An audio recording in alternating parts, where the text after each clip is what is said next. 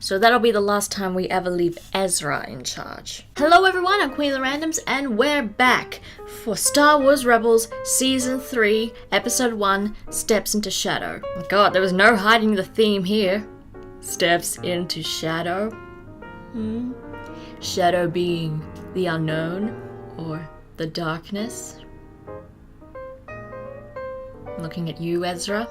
I mean, seriously, what was Ezra's kill count for this episode? And when he possessed that trooper in the walker, Sabine and Zeb are just like, bruh. Look, if learning this stuff is helpful, then fine, but don't let it sway you too much, Ezra. Rest in peace, my sweet, innocent blueberry. You were the second most saddest death in this episode.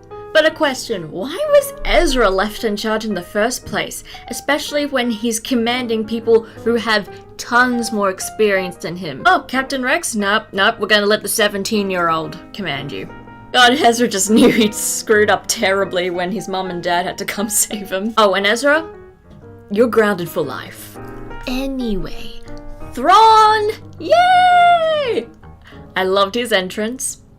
It was very scary.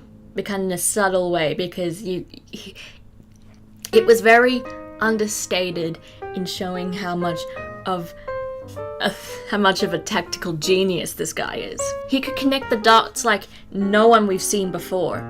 It made me worried, especially when he let them go. This guy sees the bigger picture. So he just became appointed Grand Admiral after his big win on planet that I'm pretty sure we'll hear about in the Thrawn book, with high civilian casualties, which Callus brought up.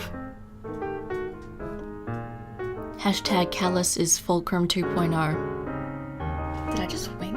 I adore his voice. I adore Thrawn's voice. It was so cold and a little indifferent and understated, but still so focused and conniving at the same time. He knew what he was talking about. It says a lot about him. And just also, while I'm on the subject, I kind of really like Governor Price as well. I mean, sure, she looks like the villain in Indiana Jones 4, but I'm just gonna say right now, she seems competent. And that's a hard find these days.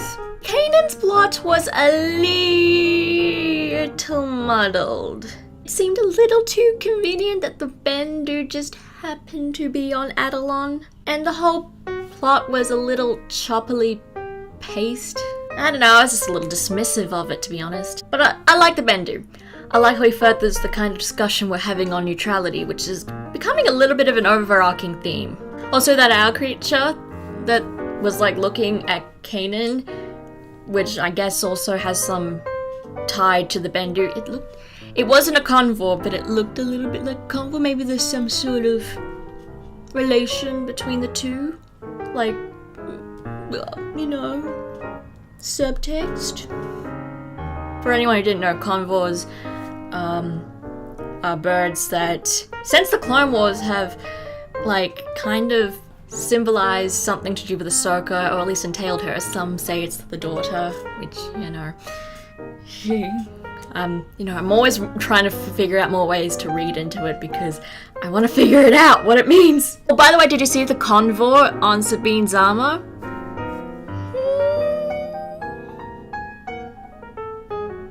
Anyway, solid beginning to what I'm sure will be an exciting series.